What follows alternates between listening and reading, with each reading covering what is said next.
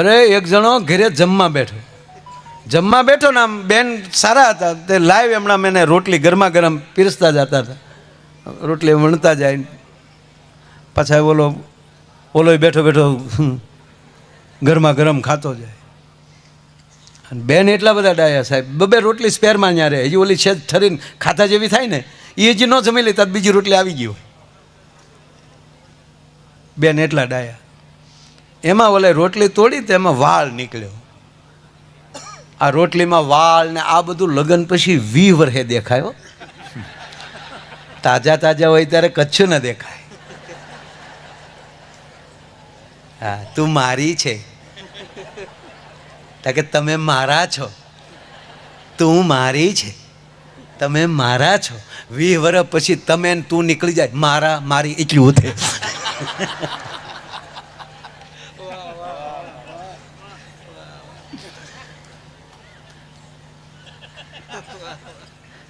રોટલી વાળ આવ્યો ને અમુક તો ઉપરલી ખીજાવા હાટું જ આવ્યા હો. અમુક તો એવા ખીજાતા હોય આપણે એમ થાય કે હદ કર્યા ને. એક છોકરાનું એનો બાપો એટલું મારે, છોકરો તે તમને કહું કેટલા વર્ષનો હોય છે, કેટલા વર્ષનો કહેવું, 17 વર્ષનો ઢગો, હતરેશ 17 વર્ષનો, એને એના બાપા મારે એટલે કેવું ભૂંડું લાગે. ઓલોય પાડા ઘોડે કરે, એ બાપા વેવા દો. દર્શનાબેન વાઘેલાને ગણેશજીના સિક્કાની ભેટ શ્રી કૌશિકભાઈ નાખતે. હવે સિક્કાની ભેટ છે ને અમે ગામની દીકરીઓ તે રહી છે ના કાકાએ. એ દીકરીઓને જે ભેટ આપવાની છે એ જ ભેટ દીકરી તરીકે. બહુ સરસ. વાહ, આપણે 17 વર્ષ હતા ને, હા વળજો, 17 વર્ષનો ભડભાદન, એને એનો બાપો મારે. પાડોશી કૂદીને આવ્યા, કૌશિકભાઈ જેવા હારા માણા ભાળી ગયા. ક્યાં ગયા એ પાછા? હા, એક ગયા એને કે ભાઈ છોકરાને શું કામ મારો છે? આવો જુવાન છોકરો 17 વર્ષનો શું કામ મારો? તા કે આવતીકાલે મારા દીકરાનું 12માનું પરિણામ છે. 12માની પરીક્ષા આપેલી છોકરે, આવતીકાલે 12માનું પરિણામ આવવાનું છે એટલે. તક પણ આવતીકાલે છે તો આજ હું કામ મારો છો? તક કાલે હું 12 ગામ જવાનો છું.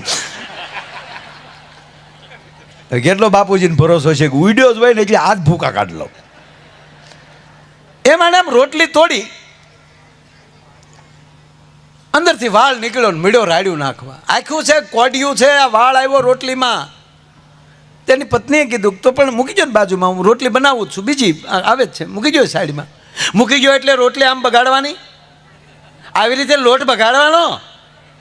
અમુક તો લોભીના પેટના હાવ મારા. હા હા, હાવ લોભીની પરાકાષ્ઠાનો છેલ્લો હાવ. આનાથી કોઈ લોભી ન હોય એવો સાહેબ એક દાખલો, નાની એવી વાતો, હાવ પતલી વાત. હાવ એનો બંગલો હળગતો હોય ને તો ફાયર બ્રિગેડ વાળાને મિસ કોલ કરે. આનાથી બીજો લોભીઓ કોઈ હોય જ નહીં સાહેબ. હાવ પાતળી વાત છે. એટલે ખીજાણો આવી રીતે લોટ બગાડવાનો. એની પત્ની કીધું તમને પગે લાગો, મૂકી ગયો ને હવે આવી ગયો છે તો હવે બપોર છે, ગરમી છે, અને મારો હાથ જ આમ ને હવે તો ઉંમર એટલે વાળ ખરતા હોય. હા,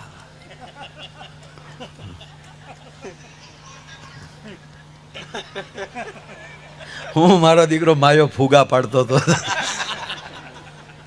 હવે ગાંધી બાપુ ના તેડા આવ્યા. એટલે એની પત્નીએ કીધું કે હું રસોઈ કરું છું તો ગરમી છે ને મારો હાથ માથા ઉપર આમ વયો ગયો, મારો જ વાળ હશે. તા તો ઓલો ખીજાણો, તારો વાળ હોય તો હું ખાઈ જવાનો?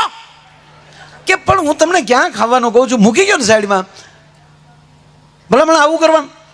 મારો વાળ છે, તારો વાળ હોય તો ખાઈ જવાનો. અને પછી બેનનો મગજ ગયો, બેન વેણું ને પાટલી મૂકીને બાજુ બેસી ગયા. ક્યારની કહું મારો વાળ છે, મારો વાળ છે.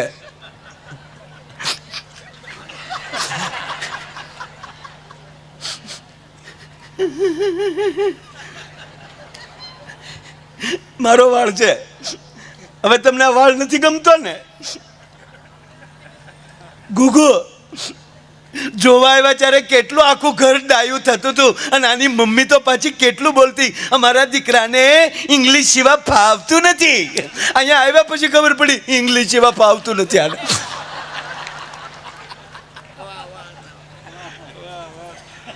અને ક્યારની કહો મારો વાળ છે, મારો વાળ છે.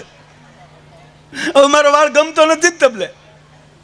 આમણે લે ગુગુ આજ વાળ ઉપર તમે એકવાર ગીત ગાયેલા છે, એ રેશમી ઝુલ્ફે ને શરબતી આંખે. અને આ તમારો પ્રેમ ક્યાં મરી ગયો?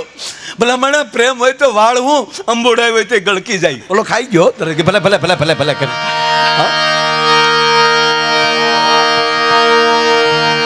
સાહેબ આવો જે ભાવ જે છે, આપણી કુળદેવી આપણી માં છે, આપણી જન્મ દેનારી માં છે, ઉમા છે, આપણી અર્ધાંગના પત્ની છે, એ તમારા ઘરની અન્નપૂર્ણા છે. અને તમારા ઘરે જે ફરાક પહેરીને નાની નાની દીકરી રમી રહી છે ને, એ તમારા ઘરની સરસ્વતી છે. અને મને આનંદ એ છે કે સનાલાલભાઈએ આ ગામની દીકરીઓનું સ્વાગત કર્યું છે.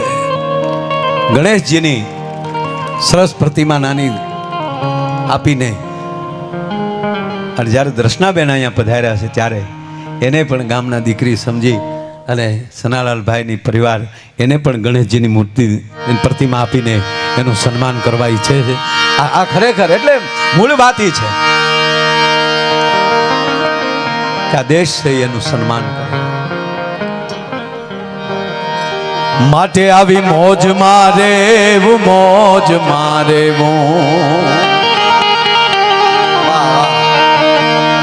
સરસ મજાનું સન્માન થઈ રહ્યું છે. ગુજરાતના મંત્રીનું સન્માન થઈ રહ્યું છે, શહેરી વિકાસ મંત્રીનું સન્માન થયું છે. તાળીઓથી વધાવો છે.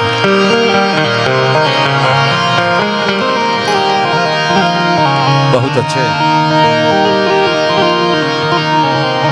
હમણાં અમારે મોદી સાહેબ ભાવનગર પધાર્યા અને મારો કાર્યક્રમ હતો. સાહેબ આવે ત્યાં સુધી પ્રોગ્રામ મારે કરવાનો હતો, મારો પ્રોગ્રામ હતો. પછી સાહેબને નીકળવાનું હતું ત્યારે મળ્યા.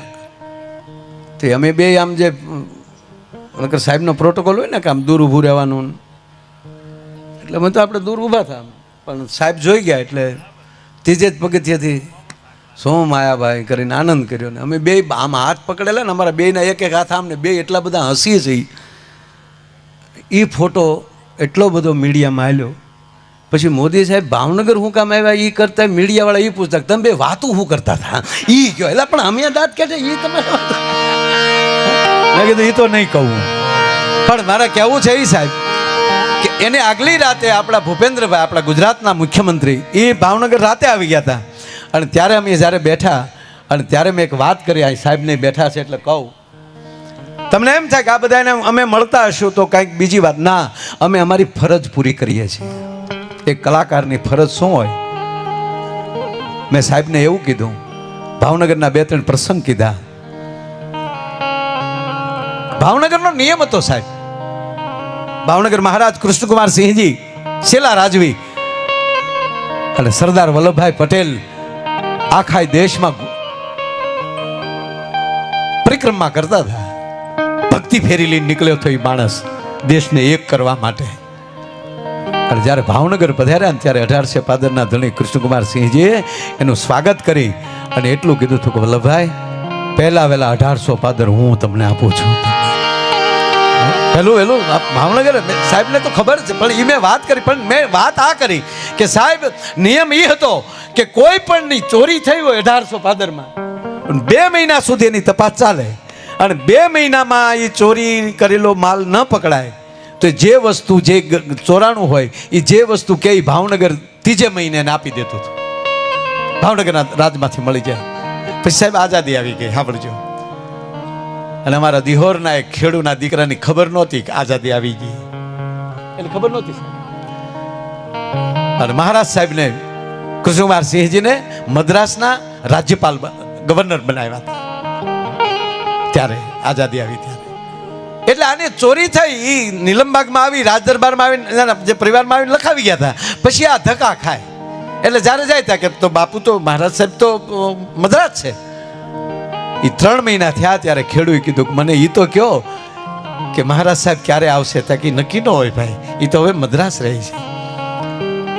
અને આ માણસ ટ્રેનમાં બેસતો બેસતો 15 દિવસે મદ્રાસ પહોંચ્યો.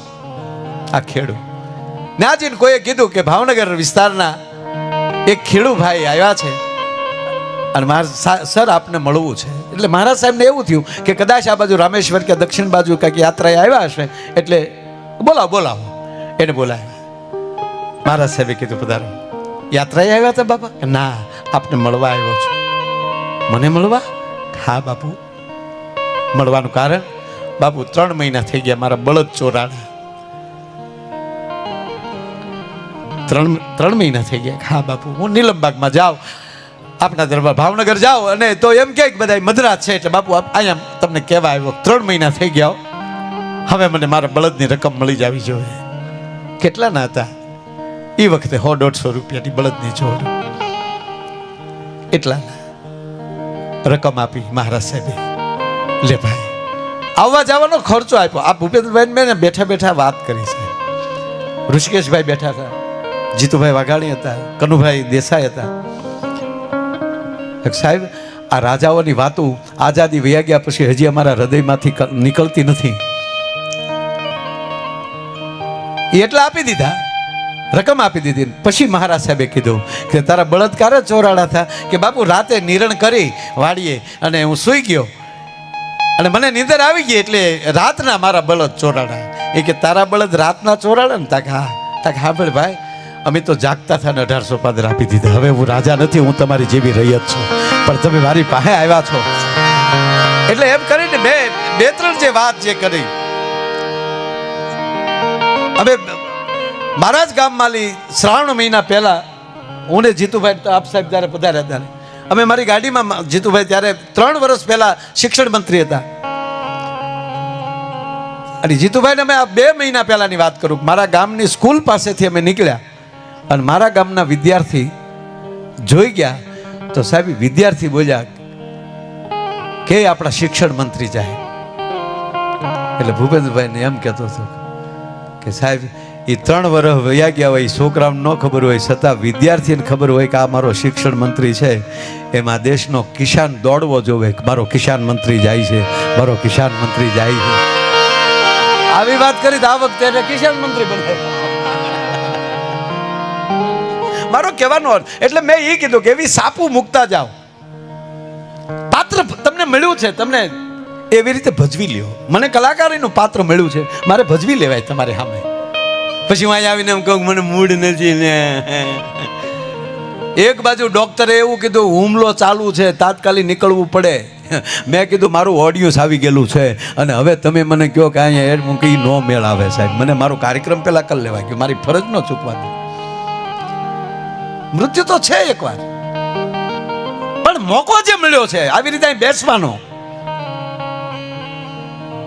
ચનાલાલભાઈ પરિવારને મારા પરિવારને હું લેના દેના? હું આયરનો દીકરો ત્યાં રહું.